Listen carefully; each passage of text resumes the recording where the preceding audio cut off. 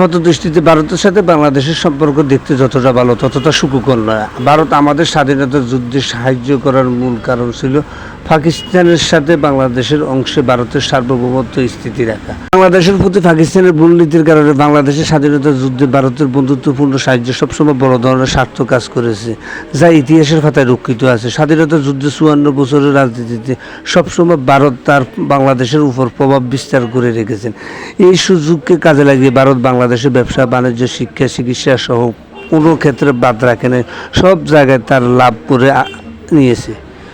বিনিময়ে বছরের পর বছর ভারত আমাদের সীমান্তে আন্তর্জাতিক নিয়ম ভঙ্গ করে ফাঁকির মতো মানুষ হত্যা করেছে, সীমান্তে অশান্তি সৃষ্টি করে বাংলাদেশের মানচিত্রের হুমকির মুখে ফেলে কিছু কিছু অংশ দখল করে রেখেছে, যেমন পঞ্চগড়ে 730 একর জমি অমীমাংসিত অবস্থায় ফেলে রেখেছে। বাংলাদেশের ভূখণ্ড করিমগঞ্জ ভারত ষড়যন্ত্র করে দখল করে রেখেছে। চাইলে নদীর বাঁধের ফেনী ছেড়ে এই দেশের বিশাল অংশ ডুবিয়ে কোটি কোটি টাকার ফসল জানমালের ক্ষতি করেছে। সময় অসময় নিত্য প্রয়োজনীয় জিনিসপত্র কাঁচামাল সহ সব কিছুই আসা বন্ধ করে দেয় ভারত তার সুবিধা মতো।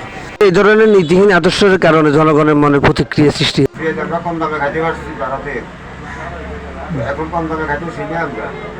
কি এই স্বাধীন বাংলাদেশের রাজনৈতিক দলগুলো দুর্বলতাকে কাজে লাগিয়ে সবসময় সংখ্যালঘু নির্যাতন বলে আন্তর্জাতিকভাবে আমাদেরকে চাপে রাখতেন।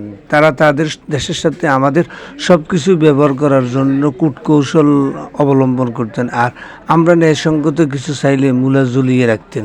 ফানির নির্দিষ্ট আজও আমরা পাইনি। আমাদের রাজনীতি এত উদার যে ভারতের স্বার্থে প্রয়োজনে দেশকে তাদের হাতে তুলে দিতেন। 2009 সালে শেখ হাসিনা ও ভারতীয় বাহিনীর ষড়যন্ত্রে এক ভয়াবহ হত্যাযজ্ঞ চালানো হয়। সেখানে প্রায় 74 জন মানুষ নিহত হন, যাদের মধ্যে 57 জন সেনা কর্মকর্তা যারা বিডিআরে নিয়োজিত ছিল, বাকিরা তাদের পরিবারের সদস্য ও অন্যান্য কর্মচারী। এই ঘটনাটি এখনো বাংলাদেশের মানুষের হৃদয়কে নাড়িয়ে দেয়। এই দেশ ও জনগণের সার্বভৌমত্ব রাষ্ট্রকে পরিচালনা করার দায়িত্ব দেওয়ার ক্ষমতা একমাত্র এই দেশের মালিক জনগণের। কিন্তু দুঃখজনক যে জনগণের উপর বিশ্বাস না রেখে বিগত সরকার সহ আমাদের দেশের সকল রাজনৈতিক দলগুলো ভারত নীতি ও আদর্শের উপর বিশ্বাস যে তাদের খুশি করতে পারলে ক্ষমতায় আসার পথ সহজ।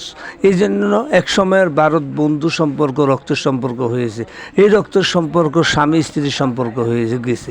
এই ধরনের নতজানু পররাষ্ট্রনীতি এই দেশের জনগণ মানতে নারাজ। স্বাধীনতার দলিলটা কার কাছে আছে? দলিলটা কার কাছে আছে?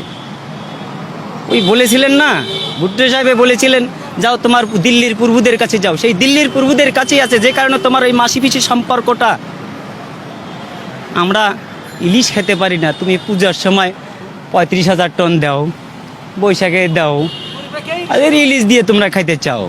আমার আছে 42 বছর বয়সে আমি পাইনি আজ পর্যন্ত। নিজের ক্ষমতাকে টিকিয়ে রাখতে দেশের ক্ষতি করে ভারত প্রীতি ও দেশপ্রেম নীতি জনগণের মনে প্রতিক্রিয়া থেকে কোটা বিরোধী আন্দোলনের ফলাফল ফ্যাসিস্ট সরকার পালিয়ে যেতে বাধ্য করে এক নতুন দিগন্তের পথে। বর্তমান পরিস্থিতিতে বিশ্বনীতি এবং দেশের মানুষের ইচ্ছার প্রতিফলন অনুযায়ী অধ্যাপক ডাক্তার মোহাম্মদ ইউনূসকে রাষ্ট্র মেরামত নির্বাচনের জন্য দেশ বিদেশের সকলের কাছে গ্রহণীয় হতে সাহায্য করেছে। অথচ আমাদের প্রতিবেশী দেশ ভারত না মানতে না পেরে আমাদের সাথে অর্থনৈতিক সম্পর্ক সংকুচিত করতে থাকে। এতে একদিকে আমাদের দেশ ও জনগণের জন্য লাভ হয়েছে, তারা আত্মপ্রত্যয় ও আত্মনির্ভরশীল হতে হবে উপলব্ধি করতে পেরেছে। ভারত ছাড়াও আরও বিদেশি বন্ধুর খোঁজ করতে হবে, নতুন নতুন সম্পর্ক তৈরি করতে হবে। আমাদের রাষ্ট্রের সার্বিক নিরাপত্তা গুরুত্ব আমাদেরকেই দিতে হবে।